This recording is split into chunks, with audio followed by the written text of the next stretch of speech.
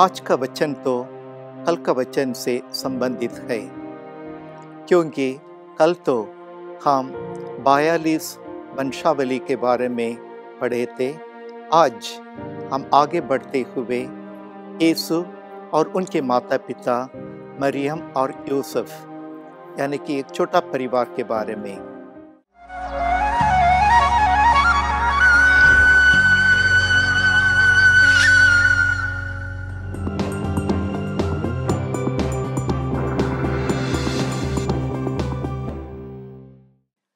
ख्रिस्त में प्रिय भाइयों और बहनों, आज के सुसमाचार सन्मति के सुसमाचार से लिया गया है।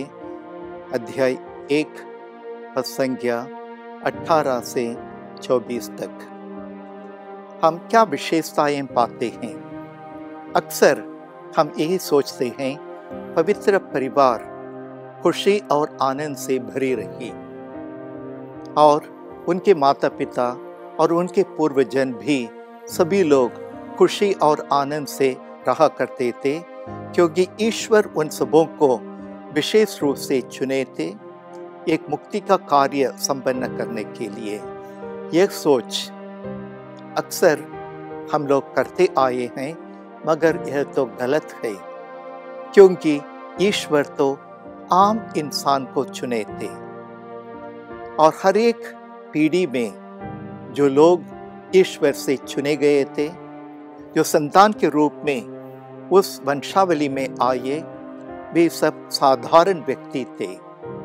उनमें बहुत सारी अच्छाइयाँ थी और जितनी अच्छाइयाँ थी उतने ही बुराइयाँ भी थी। जितने अच्छे गुण थे उतने ही बुरे गुण भी उनके पास था। जितने भी शक्तियाँ उनमें थी उतने भी कमजोर भी थे। ईर्ष्या, निंदा, अपमान करना, क्रोध प्रकट करना, मार डालना, जलन इत्यादि अलग अलग प्रकार के अनुभव अलग अलग पीढ़ी अनुभव करते आए। आज हमें मौका मिल रहा है पवित्र परिवार के बारे में मन चिंतन करने के लिए, यानी कि आखिरी पीढ़ी। और उस आखिरी पीढ़ी में यीशु जन्म लेने से पहले मरियम और यूसुफ, इन दोनों के बीच में वे शक करने लगे, संदेह करने लगे और सोचने लगे, मैंने ये सोचा ये अच्छे व्यक्ति हैं, मगर कैसे इस प्रकार निकले हैं। यानी कि तरह तरह की बातें उन दोनों के मन में आने लगे। लेकिन हर वक्त ईश्वर उनके संग रहते हुए उन्हें मार्गदर्शन दिलाते रहे।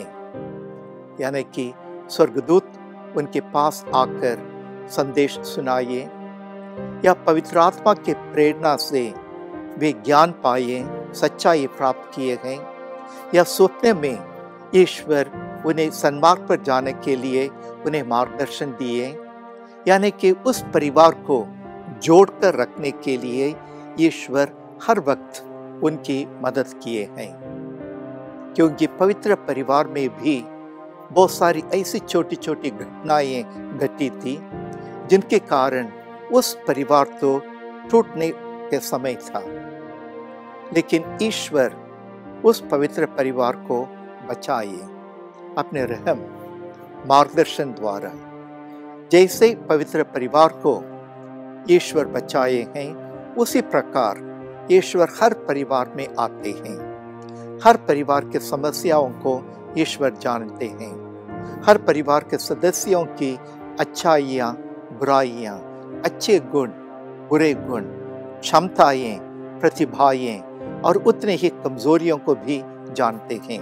यानी कि ईश्वर हर परिवार के हर सदस्यों का सब कुछ जानते हैं और जानने के बावजूद ईश्वर हमें सन्मार्ग पर जाने के लिए, अच्छाई को चुनने के लिए, परिवार को एकजुट रखने के लिए ईश्वर हमें मार्गदर्शन देते हैं।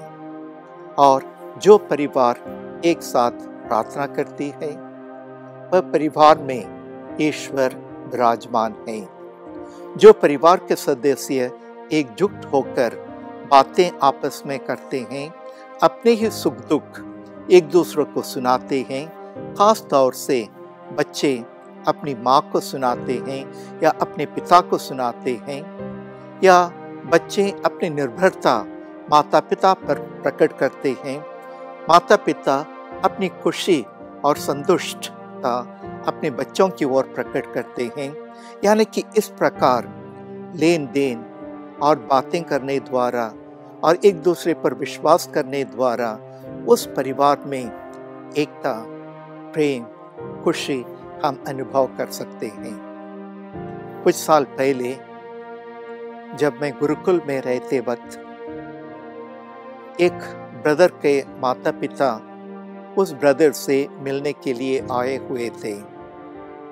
उस ब्रदर अभी उपयाजक बन चुके थे और फादर पुरोहित बनने के लिए और 6 महीने से 8 महीना है, और उनके माता पिता उनसे मिलने आए।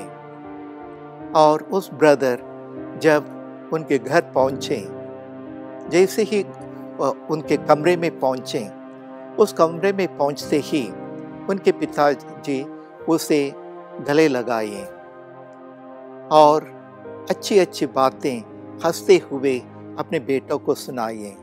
बेटा भी बड़े मुस्कान से अच्छी बातें अपने पिता को सुनाए। फिर उसके बाद उसने अपनी माँ का गले लगाए, खुशी से मुस्कुराते हुए बातें की हैं। यानी कि बातें करने द्वारा, एक दूसरे पर अपनी निर्भरता प्रकट करने द्वारा, अपने दिल की बातें खुलासा करने द्वारा परिवार में एकता बनती है, प्रेम और खुशी आती है।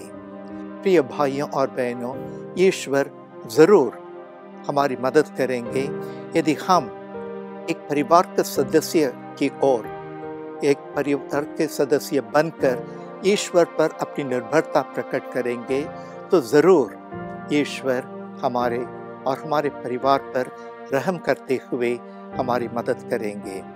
तो हमारे परिवार को एक और एकता लाने के लिए और शांति, खुशी, प्रेम अनुभव करने के लिए और ईश्वर के आशीष अनुग्रह पाने के लिए विशेष रूप से आज हम प्रार्थना करें। आमीन।